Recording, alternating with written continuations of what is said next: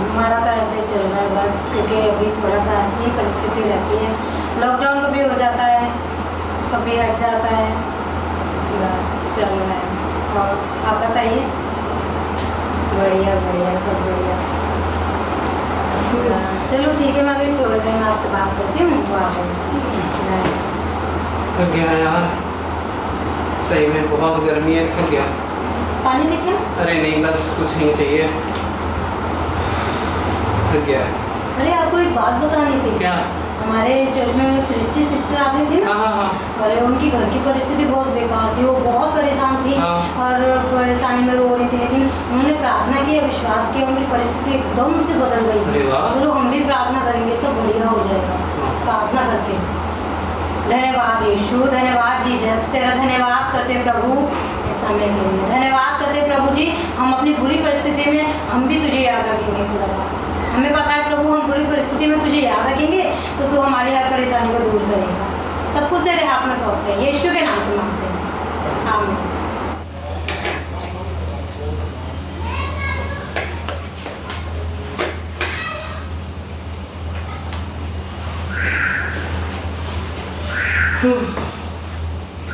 आ गया? हाँ यार। पानी लाऊं? नहीं नहीं, बस कुछ नहीं चाहिए।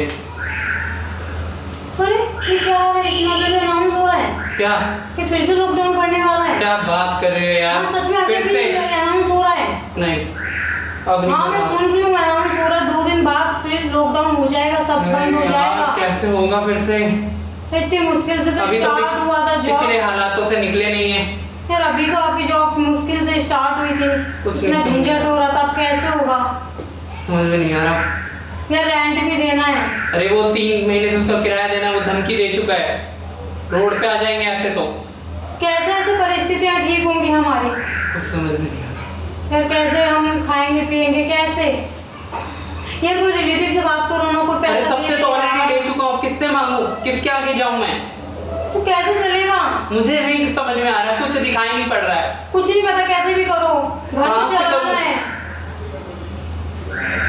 कुछ नहीं समझ में आ रहा।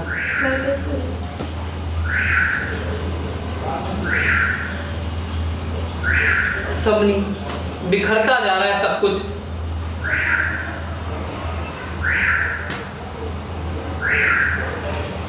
ठीक, कुछ नहीं।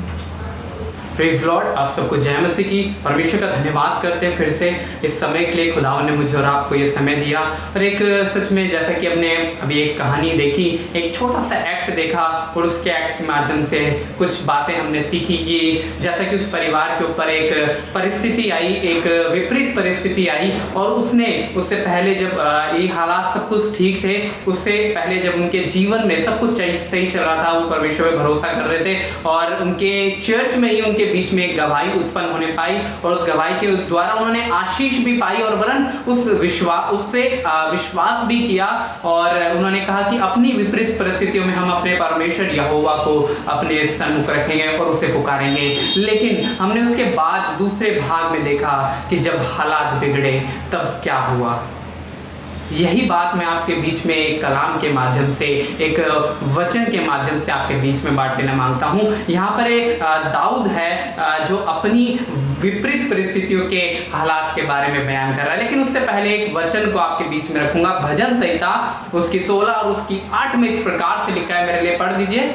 मैंने यहोवा को निरंतर अपने सम्मुख रखा है, इसलिए कि वह मेरे दाहिने हाथ रहता है, मैं कभी ना डगमगाऊंगा। हालेलुया। क्या कह रहा है दाऊद यहाँ पर? क्या कह रहा है? मैंने अपने यहोवा को निरंतर अपने सन्मुख रखा है, मैंने अपने यहोवा को अपनी आंखों के सन्मुख, अपनी परिस्थितियों के सन्मुख अपने रखा है। मैंने उन परिस्थितियों को अपने सन्मुख नहीं, वरन अपने परमेश्वर को अपने सन्मुख रखा है। और सच में ये दाऊद के जीवन से मैंने जब उसका एक भजन संहिता पढ़ा, उसका 18वां चैप्टर में आपको ले जाना मांगूंगा। और मैं वहां पर मैंने जब उस बात को पढ़ा, तब मैंने इस बात को सीखा, वो इस बात को क्यों कह रहा है कि मैंने निरंतर अपने यहोवा को अपने सन्मुख रखा है। और उसने जब अपने हर एक परिस्थिति में अपने सन्मुख को, अपने परमेश्वर को अपने सन्मुख रखा, तो उसके जीवन में क्या हुआ, इसी बात को आज हम देखेंगे। और मैं रिक्वेस्ट करूंगा कि आप मेरे लिए पढ़ दीजिए भजन संहिता 18 और उसकी 4थी आयत से पढ़ दीजिए।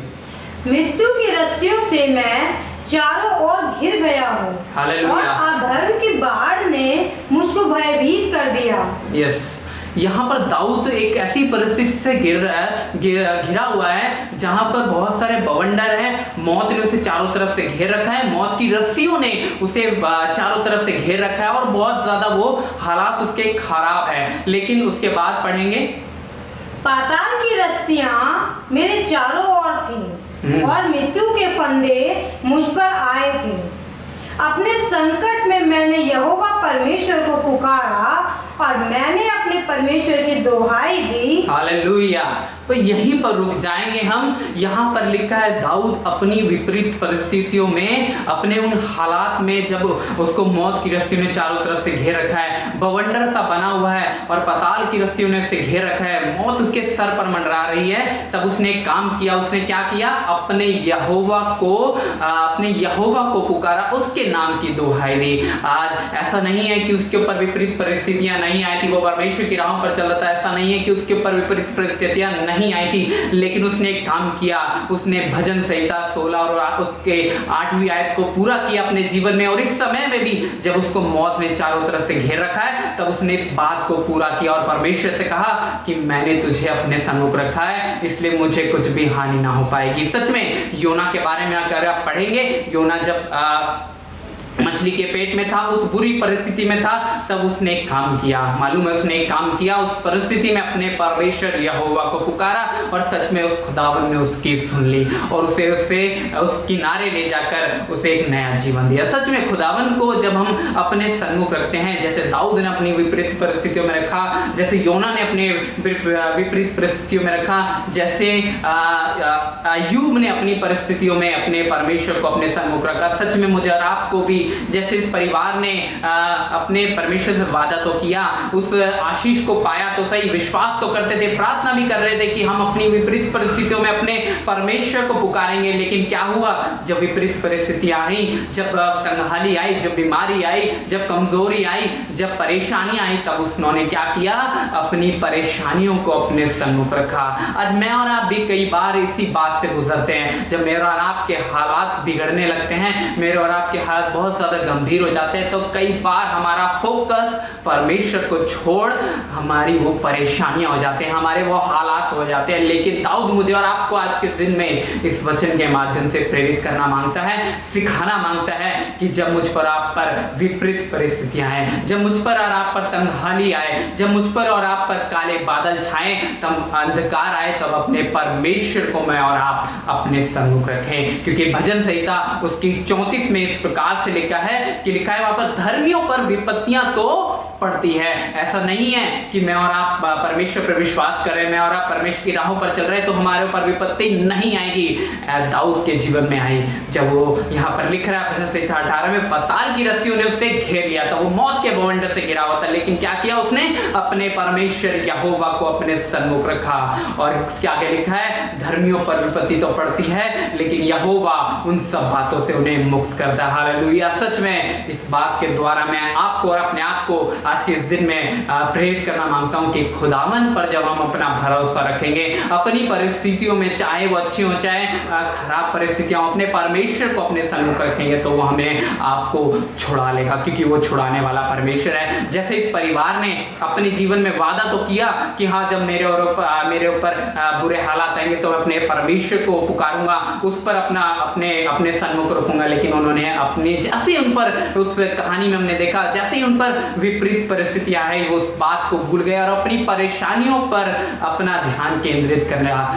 सिर्फ इतना ही कहना मांगता हूं भाइयों बहनों, आज के समय में परिस्थितियां बहुत बिगड़ेंगी या बिगड़ने वाली हैं, हमें नहीं मालूम, वो सब खुदा जानता है, क्योंकि वो सृष्टि का रचनाकार है, उसे मालूम है कि कल क्या होगा। लेकिन इतना कहना मांगूंगा कि अपने जीवन को, अपनी परिस्थितियों को अपने परमेश्वर के सामने रखें, अपने परमेश्वर को अपने सन्मुख रखें। जब विपरीत परिस्थितियां आए, जब तंगहाली आए, जब परेशानियां आपके जीवन में आपको घेर ले, जब मौत की रस्सियां जैसे दाऊद को घेरे हुए थे आपको घेर ले, तो अपने सन्मुख अपने यहोवा को रखें, अपने परमेश्वर यहोवा की दुहाई दे, क्योंकि वो सब कुछ ठीक करने वाला परमेश्वर है, वो बेहतर करने वाला परमेश्वर है। उसकी एक योजना है मेरे और आपके लिए। सच में दाऊद के इस भजन से मैंने आशीष पाई और परमेश्वर ने मेरे दिल से बात करी, तभी मैं इस बात को आपके बीच में बांट रहा हूँ कि सच में दाऊद का वचन मुझे और आपको सिखा रहा है भजन संहिता 16:8 में कि अपने परमेश्वर को निरंतर उसने अपने सन्मुख रखा, क्योंकि वो उसके आगे लिखा, पढ़ दीजिए एक बारी,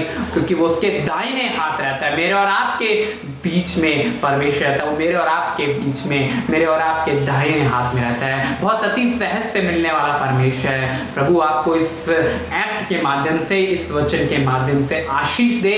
मेरे लिए प्रार्थना कीजिएगा, मेरे परिवार के लिए प्रार्थना करेगा, मैं आपके परिवार के लिए प्रार्थना करूंगा। अगर आपके पास कोई प्रार्थना का निवेदन है तो आप नीचे कमेंट्स में लग सकते हैं। और अगर आपको वीडियो अच्छी लगी, अगर ये आपको वीडियो से आशीष मिली है, परमेश्वर ने आपसे बात करी, तो आप इसे शेयर कीजिएगा ताकि परमेश्वर की बढ़ाई हो सके, लोगों तक परमेश्वर की बात पहुंचने पाए। प्रभु आप सबको बहुत बरकत दे। याद रखिएगा, अपने सन्मुख मुझे आपको अपने यहोवा को रखना है, ना कि इन सब परिस्थितियों को। परमेश्वर आज के दिन में और इस वचन के माध्यम से आपको बहुत सारी आशीषें और बरकत दे। May God bless you. Have a great day. Praise the Lord. जय मसीह।